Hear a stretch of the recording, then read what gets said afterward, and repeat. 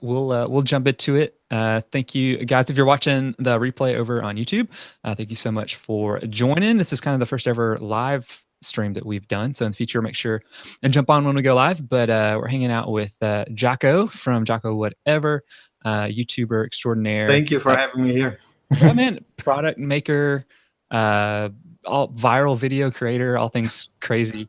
Would you just like tell people what you do? Like, how do you describe yourself?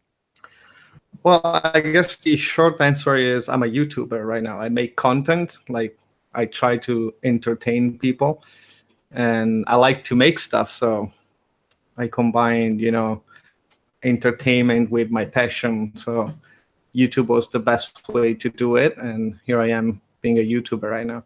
That's cool. When you first got started, I guess kind of going way back, when you were a kid and growing up, was making and building, was that something like you were really into?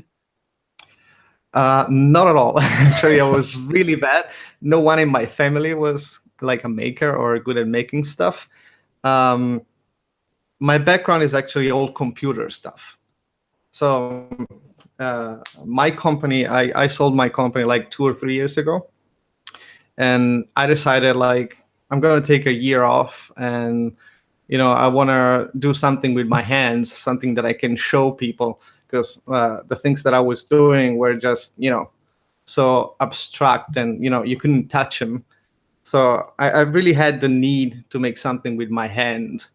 And so I started watching a lot of YouTube videos and, being a fan of people that now are my friends. And so I decided to start my YouTube channel as well. And then that grew and grew, and now it's my startup, basically. That's cool. So computer background, like were you programming, building websites? Is that what you went to school for? Yeah. My company was like based in London, but I was working in, the Silicon Valley, San Francisco and stuff like that. And I was doing like, my job was not like programming. I was like basically managing other people to, do different things. And I was actually the first search engine in Italy for a while. Oh, really? Yeah. And the first pay-per-click in Europe was my company. Oh, wow.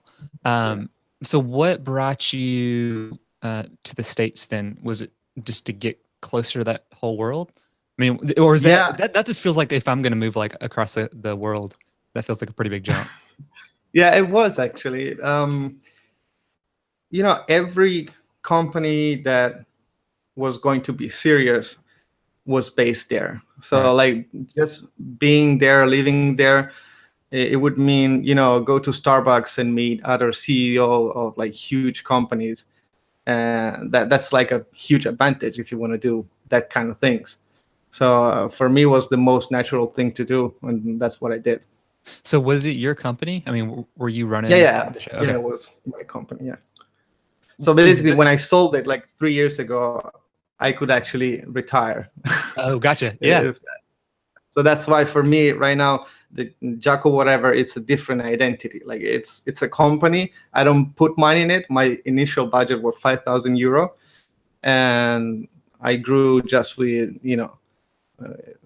by itself. I just putting back everything that I make. I put it back to the company and try to grow and grow.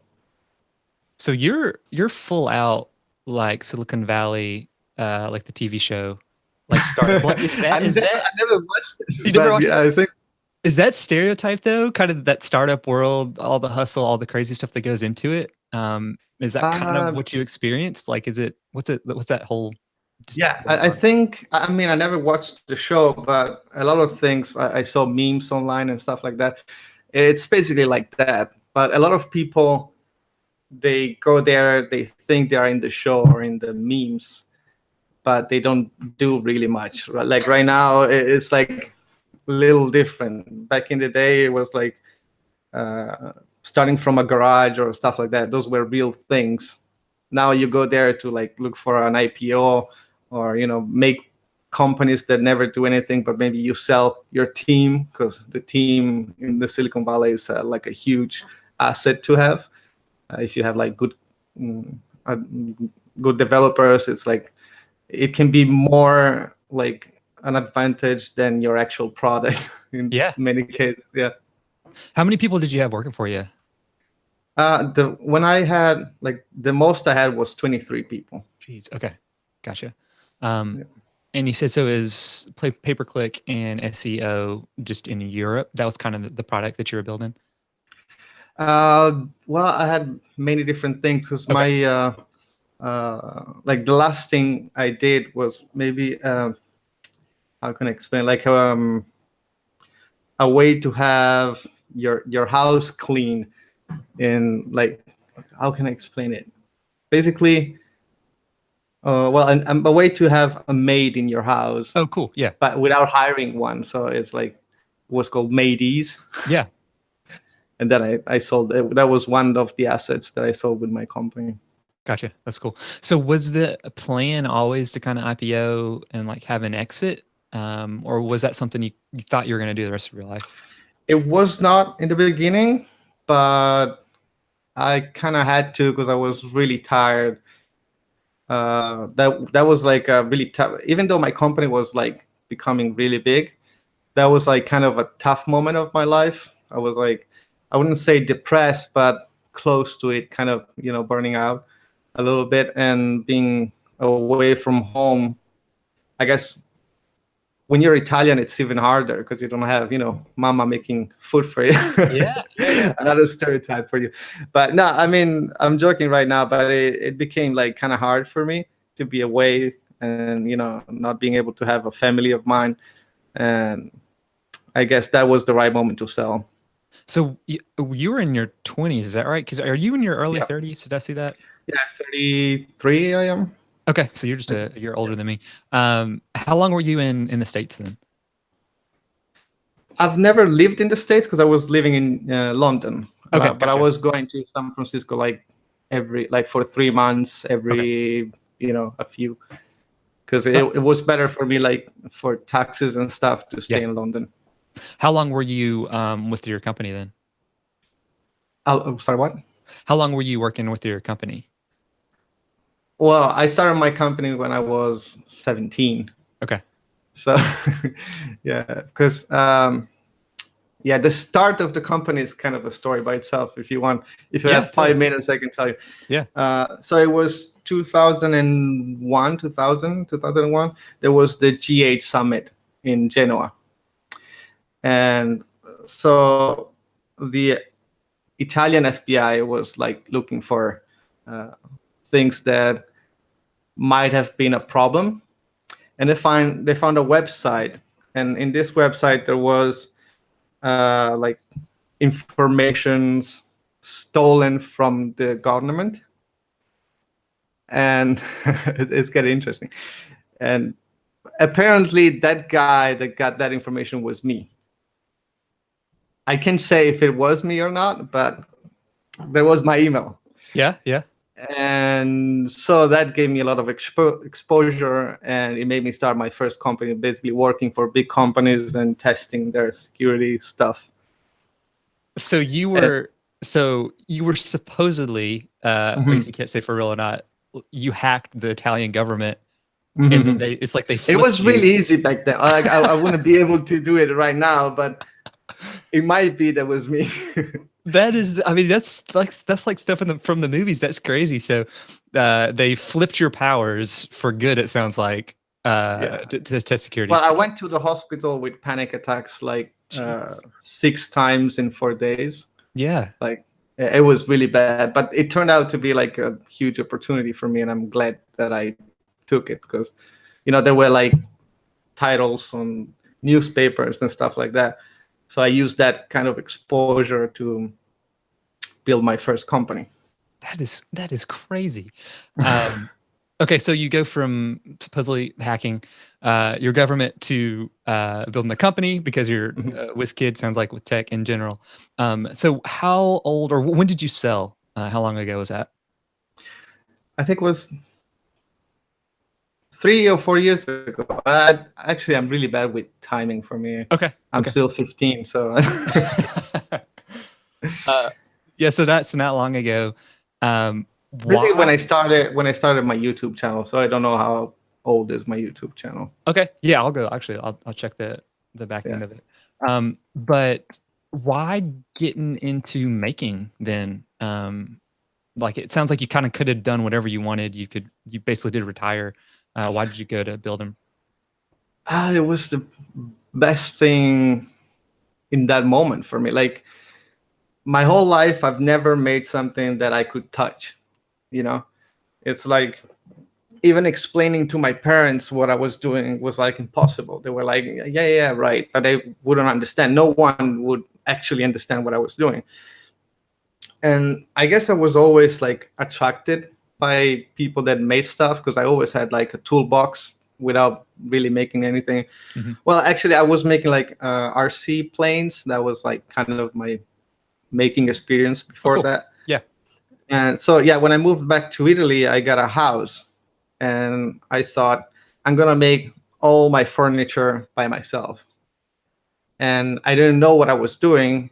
And the only way for me to learn it was like watching YouTube videos like Jimmy DeResta, John Hayes was the first ones that I was watching. And then I was like, I want to do that too. It's so nice because I also had like a passion for making videos. Yeah. I didn't know why I would make videos.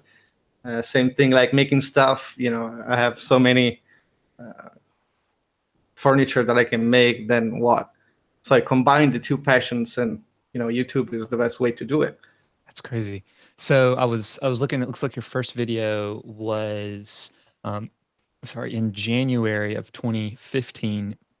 Why publish to YouTube, in addition to actually creating everything you're making? I want to. That's a really nice question. Like for me, it was like I was a huge fan of Jimmy DeResta. So actually, you see January, but it was actually a few months after. Like that video was like unlisted, and then I went to New York for a trip, and I went to meet Jimmy DeResta, and I asked him like the permission to start my YouTube channel. And so I showed him my video that was unlisted, and he liked it, like literally, like he pushed the button. It's cool. So after that, I had like 20 subscribers, and I was like, "Oh my god, I think I'm a YouTuber now. Like I have a channel. Like I have no excuses to procrastinate more." Yeah, So yeah. from there, I remember I was in Manhattan with my phone, and I had 20 subscribers. I don't know who they were. Maybe they're not subscribers anymore. But yeah, I remember that exact moment. I was like, okay, now I'm gonna make more movies Yeah, that's or awesome. videos. Yeah. So did you kind of know then that like you wanted to produce on a consistent basis, or were you still just kind of playing around and then when you had a cool project you would No, put I it out? was playing around. I think I made like 4 videos. Then I didn't do anything for like 6 or 7 months, and then started again. It was not like I'm gonna do this as a business. Right. It's like maybe a year after I decided that that could be my new startup. What did you have any early projects that you really enjoyed working on? You mean when I started, or like before YouTube? Maybe once it would be on YouTube. Um, no, not to my recollect. I can't remember Yeah, yeah. actually. So what did your shop kind of look like at this point? Was my basement like Here's your my basement. first Okay. shop? Yeah, my first shop was my basement. I only had like a bench saw and a few Makita tools and like the super crappy table saw, the Yeah. Makita table saw. Yeah, yeah.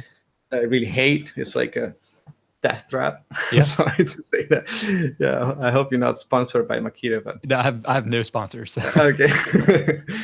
I still have it. I'm looking for so stop. But anyway, yeah, I only had like these few tools, and then I got my first welder.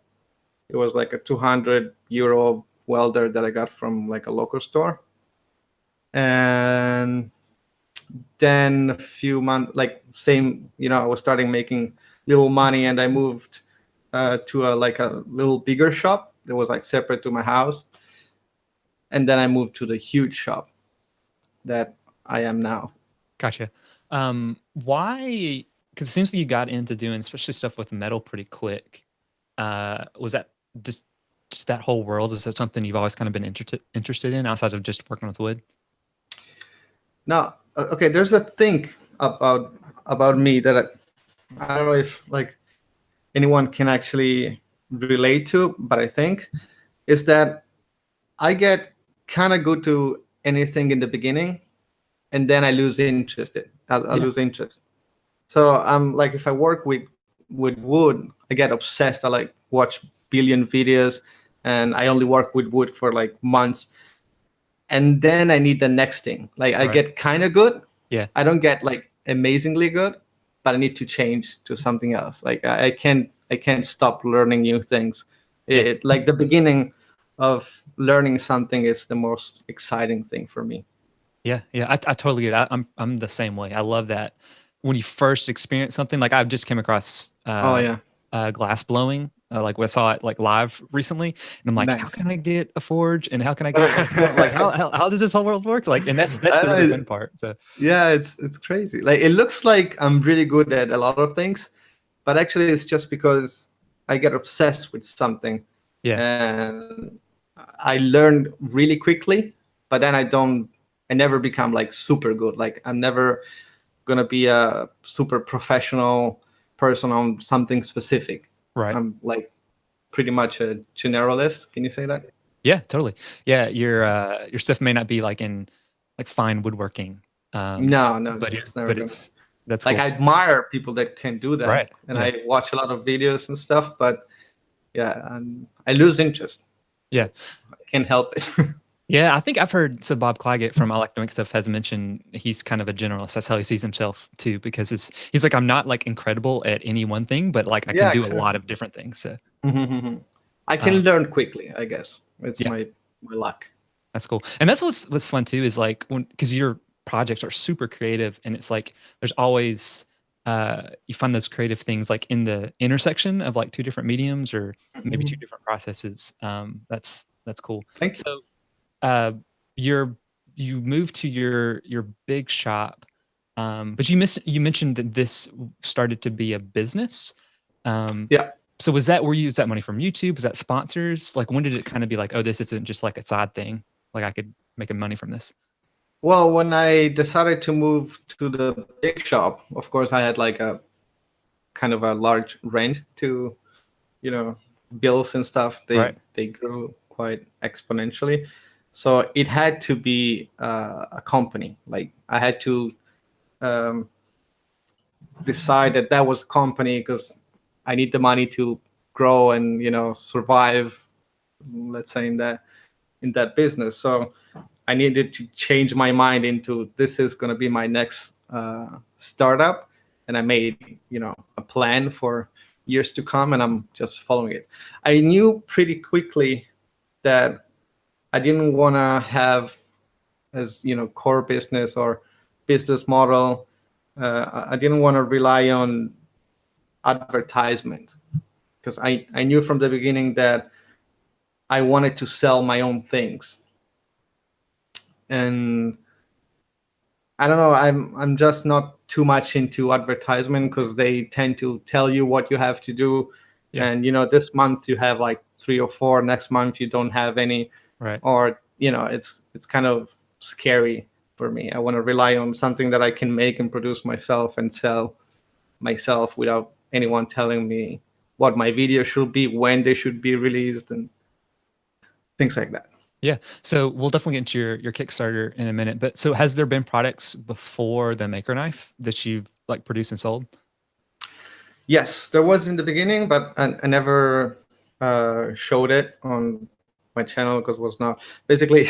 It's kind of funny. It's the first time I say it, but I was making. Um, Basically, I was buying bags like beach bags.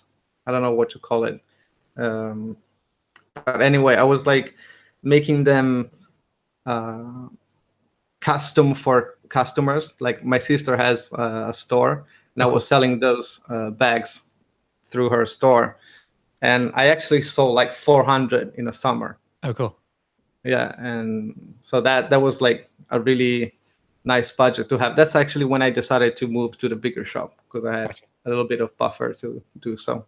Yeah, that's cool.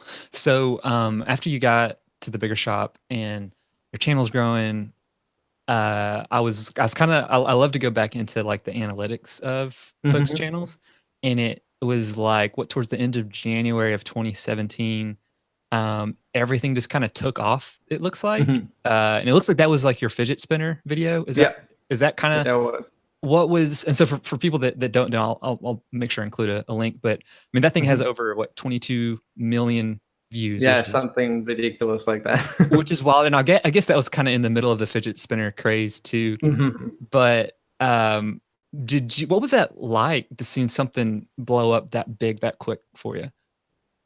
Um, so it was not an accident. Actually, at that moment, I knew that to grow faster, I needed a viral video. Yeah. So I made my research, and that was the time when fidget spinners were popular. So I thought I had like three different options, and I started with a fidget spinner, and that first one was actually super viral. So one test, and it went pretty well. Yeah. Yeah. That thing's nuts. Yeah, Um, because for my kind of channel, I was like struggling because everyone that was watching my video, no, I mean, I wouldn't say everyone, but a lot of people was enjoying my videos, but they were really difficult to find because no one would search for the things that I was making. right. So I needed one viral video to have the exposure to grow faster, Yeah. and that went pretty well. And I actually enjoyed making those cause I can videos. I'm gonna make more for sure, Yeah. but now I went back to making like more build and make stuff. Yeah. Yeah. Yeah. And with that, you were using, was it the Tormach? Is that right? How you actually machined it?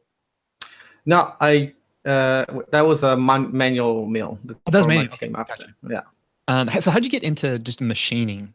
That seems like a whole nother crazy world. Yeah, like everything. Watching videos on YouTube. Okay. Right now, ignorance is a choice. Like if you want to learn something, you have all the tools, and you don't have to spend any money to learn new things. It's amazing. Like it's what really excites me, because you can learn anything you want online, and YouTube is the best, you know, way to do it. Yeah. Yeah. That's There's cool. so many good people in Yeah. there. So you mentioned you kind of went back to the build videos. Is that kind of your strategy now? Yeah. Like, are you intentional with the project you're working on, thinking through like this gets views, or is it just the stuff that really interests you? No. It's always stuff that really interests me. The fidget spinner, I was not interested in fidget spinners, but I was interested in, making that particular fidget spinner that would go super fast. Right. That was like my interest. Like I never do things for views. I guess that everyone says that, but I sure try to make it in a way that it would be more appealing. And but it's so kind of random that you can never um, predict that. Yeah. So, but right now I'm back to making like build stuff like that. Gotcha. I'm gonna make more cause I can videos, Yeah. but you know, as long as I have fun and I don't feel like I have to do something because views or numbers, I'm okay. That's cool. Another thing about your videos, I feel like it's super distinctive because like I just recognize yours, especially when I see a thumbnail, is they're super high contrast. So it seems like your Hmm. background is really dark. And I know you had an earlier video that kind of made fun of that, and you were like completely Hmm. washed out. Yeah. Yeah, you were completely washed out. But has that always been an aesthetic you like, or was that kind of out of necessity? What kind of you had to generate or gone towards that direction? Well, I always liked super contrasty stuff, and I came to the conclusion not a long time ago that basically it's been my whole life, because when I was like 14, 15, or 13 years old, I was like working on my computer at night without, trying not to wake up my parents or stuff like that. So Yeah. it's always been me in the dark with my work really lit up. So that's, I guess, it's what took me to this kind of style, I think, because Yeah. I really like, working on something that it's really bright and being kind of surrounded by darkness in a way. Yeah. But actually, in real life, it's a lot more bright, because Okay. what I do, I have my work super lit up, and then I raise the exposure. Gotcha. So it's like super contrasty, but in real life, I actually see everything around. Yeah, that makes sense. That's cool. So moving to your Kickstarter that just finished up a couple weeks ago, Mhm. and the Maker Knife. And so I'll include a link in the show notes if people haven't checked it out. But you can actually buy it now, even though the Kickstarter's over. Is that right? Yeah. You can steal from makerknife.com. You can pre-order it at the same pre-order price, and it's gonna go like as long as people are gonna buy it. I'm gonna produce them. So. That's cool. So where did the idea come from initially? So as I said before, I always wanted to base my company on building my own products and selling my own products. So when I thought that the time was right, I hired David Windestall, which is another amazing YouTuber, and we brainstormed a lot, and we decided to go for one product that was not the Maker Knife. But then it was a little too difficult, and our experience in that stuff was not high enough. Producing things like thousands of units is not something I've ever done. So we Right. decided to go with something simpler, and that was making a pocket knife, because Okay. I was like kind of frustrated with the ones I had, and I wanted to make one that was best suited for me. So we made the Maker Knife. The only idea I had was like the mechanism for the toolless changing blade, and then we found out other ways to make it interesting. That's cool. So how were you iterating the design? Like, were you machining this? Were you 3D printing? What was that process like? Yeah, the first ones were all 3D printed. Okay. Um, I think until like prototype 14 was all 3D printed. And then to see if it actually would work in metal, I started prototyping with my Tormac. And we did another, like, I don't know, 5 prototypes. And then we started looking for manufacturing companies and ordering like from anywhere, Yeah, trying to see, yeah, that's cool. to see what was good. I always feel like, especially with Kickstarter, the manufacturing piece is always the super difficult part. Has that been hard for you to find the right partners, and what's that kind of process like? It's not hard, but I guess I can say it's expensive, because Yeah. what you want to do is just ordering from as many people as you can, because Right. they can say they can do something, but then they can't, or they don't do it right. So for me, I don't know, there might be better ways, but for me it was just, ordering from anyone that could make it, and having like um, a lot of different prices, get an idea of what they can do, what they can't. And I guess that's the only way I could do it, because I don't have any, network Yeah. of developers or stuff like that. I have to build that. So Yeah. Yeah. Yeah. And one of the coolest parts, at least especially on the videos, is the like how it pops out and then how you can't push it back in. yeah, Was when you said that, was that you had that idea initially that you wanted to include no, with it? Okay. no, so when we started, like, we decided, okay, we're gonna make a pocket knife.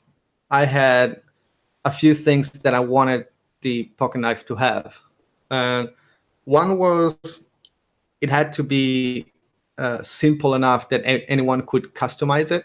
In fact, the top plate is just like a flat piece of metal that can be any material you want. And it's actually pretty easy to replicate and make it like out of wood or whatever you want.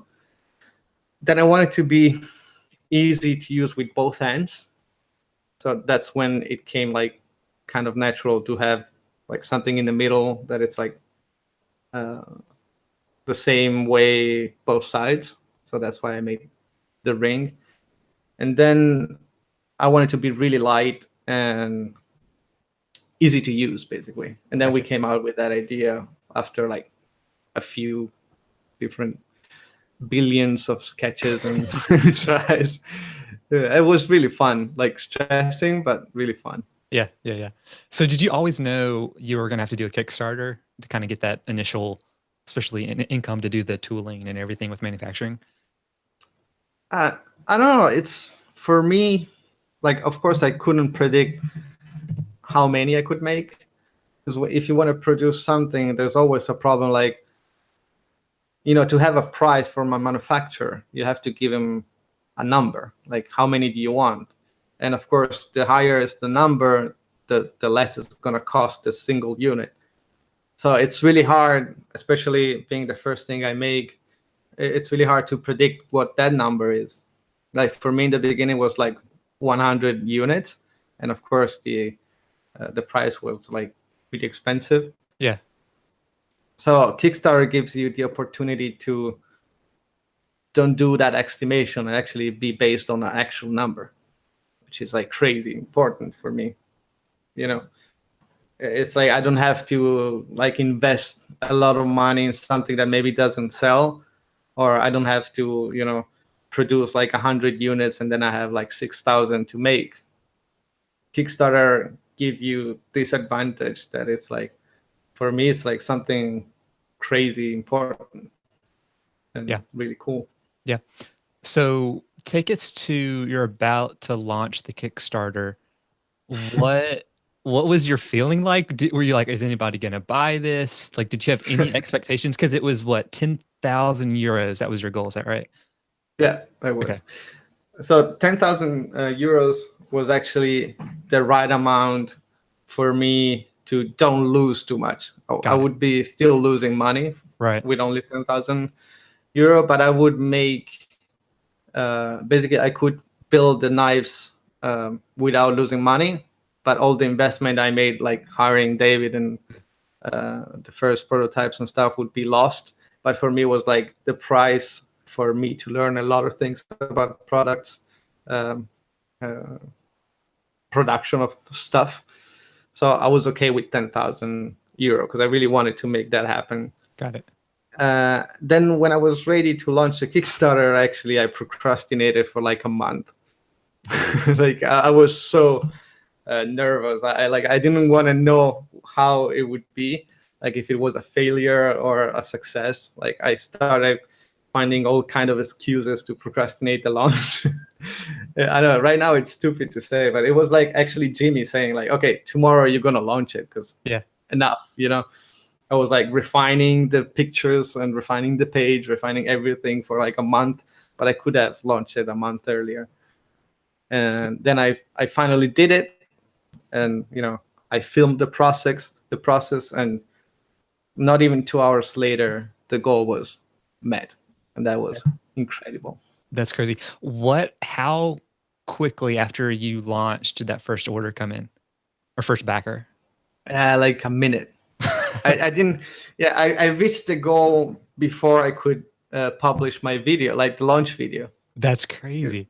Yeah, it was really, really great. I only put like a picture on Instagram, and that was like ding, ding, ding, ding, all the sounds from the phone, like those amazing notifications. It was really exciting. That's cool. So it ran for, is it 35 days? Is that how long they do it? Yeah. And so looking at it now, you raised over 267,000 euros, which I think is like $330,000. Like, what is that like? Like in the context of the project, like, are you able to do more because of that? I mean, I know it kind of blew away your expectations, but what's it like now on the backside now it's over? Yeah, I mean, this amount of money, of course, as I said before, is going to be completely invested back to the company. Gotcha. And I have something cool coming up that I can't tell. But one thing I can tell is that I'm hiring a video editor. Yeah. And I might have found him. And it's going to be really great because it's going to be, for me, the opportunity to start like going kind of daily, producing videos daily. And that's amazing because right now editing for me is like impossible. Like I Yeah. have to do too many things, and it's not like I can't do it anymore. Like it takes 2 days to edit one video, but I need those days to produce the knives and manage the company and the new people. I can't do that. So I'm really excited to have a video editor. And it was actually when I went to Alex Steele Yeah. that he convinced me that actually having giving away that part of the process is actually a really good thing, because I was like scared, because uh, like editing for me, it's part of my identity on YouTube, and I was afraid that it would change, or I wouldn't recognize the final product. But looking how Alex Steele is doing well with his video editor, it really convinced me that it's the best thing to do right now. That's why. That's cool. So, do you have like a timeline when you're trying to get to maybe those daily videos, or is it you just kind of ramping up once you get your new folks in? Thinking that I'm gonna ramping up, Gotcha. Gotcha. because it's not gonna be possible to make daily videos just yet. But even just two a weeks, it would be great for now. That makes sense. So, before we get into questions, and for people that are watching us live, make sure and drop those in the chat. And if you guys are listening, make sure and join us live in the future, and then get those questions in. But fast forwarding maybe like 5 years down the road from now, do you still see yourself like as a YouTuber, or do you see this as a bigger like media business with a product arm? Kind of where do you see the future of where you're going? 5 years, it's a really long time. Okay, so I, maybe 2 years, 1 year, not or okay, yeah. what's I'm kind of the still, direction you're going towards? How about that? so it would make sense for me to answer this question. I would have to tell you something that I can't tell you right now. Which you've So, been hinting at, I feel like, in every video I've watched recently. So I'm looking forward to whenever yeah, that is announced. All right. yeah. I'm gonna tell you later. Okay. Okay. Wait. But no, it's a really big thing and a big change for the channel and everything I'm making. So I'm super pumped. That's cool. That's cool. So maybe another hypothetical question: when you look, say you're completely done making, or whatever, you're retired for real, retired, not just Mm-hmm. retired at 30s, which is amazing. Do you want to be seen more for the videos you produced, or the products you produced? Like, where do you kind of see your legacy in your own eyes? That's a really nice question. Uh, Maybe my product, because Okay. it's not me like as an identity, but it's what I made. So yeah, a really nice question though. I That's want to cool. think more about it. Maybe it's going to change, but I'm going to say my products. That's cool. And I imagine it'll be a combo both once you get there. But oh, and the other question I had about the Maker Knife. So you have a special Jimmy DiResta version Mm-hmm. with his name obviously in it, and it's Yeah. it's like it's gold. Was that something you knew? Like, did he want to, like, when you're working through the process, it was like, hey, make my own version, or kind of how did that work?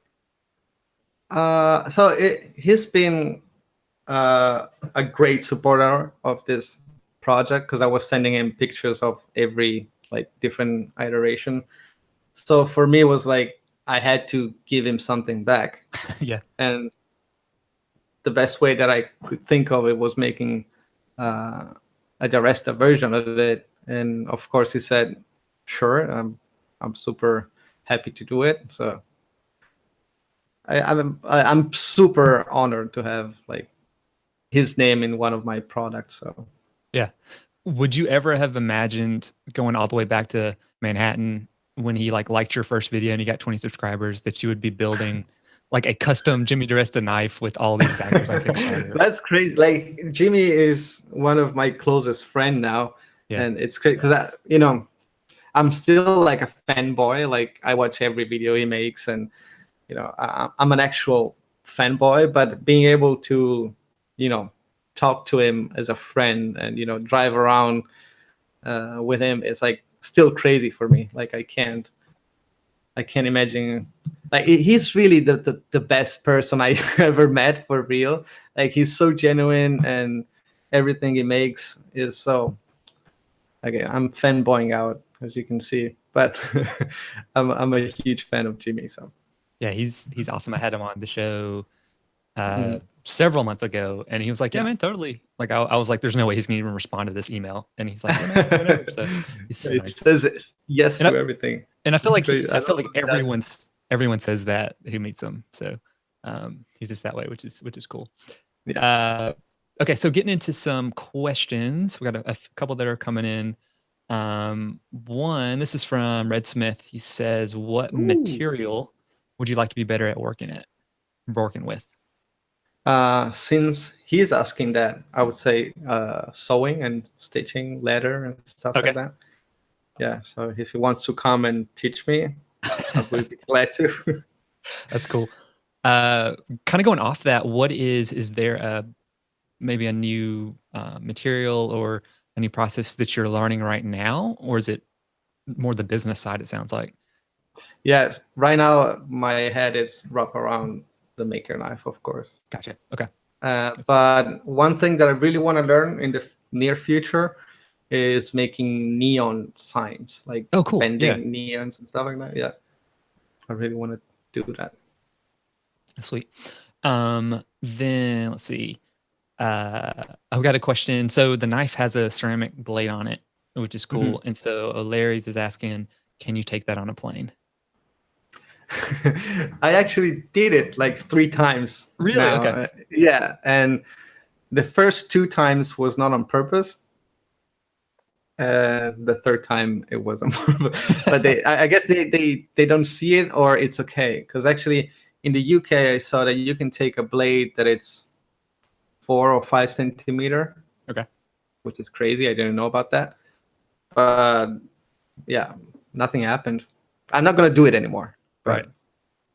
But I had to, because I had to bring him with me, because I was going for work and show the knife was part of the job I was doing. So That's cool. I risked it. Yeah, yeah. Let's see. And then one of the question that came in, this is from Jason Bailey. Which video would you recommend someone who has never seen your work before? Hmm. Okay, I can tell you what's my favorite video of myself, but it's nothing like any other video. So I'm not answering specific that question. But that was Milk Day. It's Milk called Day. Milk Day. If you search Giaco Milk Day, you'll find it. It's my favorite video. But I guess any of the last 10 videos I made, it's good for knowing what I'm doing, I guess. Gotcha. On the flip side of that, because we usually like to ask kind of what's your favorite make moment. So sometimes your favorite video, but is there a favorite time when something just went wrong that really stands out for you? Hmm. Uh, there's so many things that go wrong in my videos that I don't know what to like. The cause I can videos. When I made the top, the spinning top with blades, there was that moment when I was cutting the what's that called? Like kind of the pencils that are not called pencils right now. I can't remember what's the name. Well, anyway, there were like a bunch of those pencils in line, and I was cutting that with a spinning top, and it left one standing. And by itself, that thing came back and cut specifically that one standing. Oh wow, And that was amazing. Like I couldn't predict that, and it's something that went wrong, but it's actually one of the coolest moment of my Cause I Can series, because it went like everywhere. Every TV and blog ever took that moment of my that's cool. video, and yeah. That's cool. Well, sweet man. Well, I appreciate your time and jumping on, calling all the way from Italy. I think you're Thank just you. the second, maybe third European. So we've had Laura and we've had Alec Cool. on. Uh, Nice. but for people that aren't familiar with your stuff, Mhm. so makerknife.com for the Maker Knife, and then just Giaco Whatever. Is that the best places Mhm. you'd send people? Yeah, if you search for Giaco Whatever, you'll find everything, I guess I do. But Cool. YouTube is where I do most of my things, and Instagram maybe. Got it. Well, sweet, man. Well, thank you so much. It was a blast chatting. Thank you. Wow, well, the time went really fast.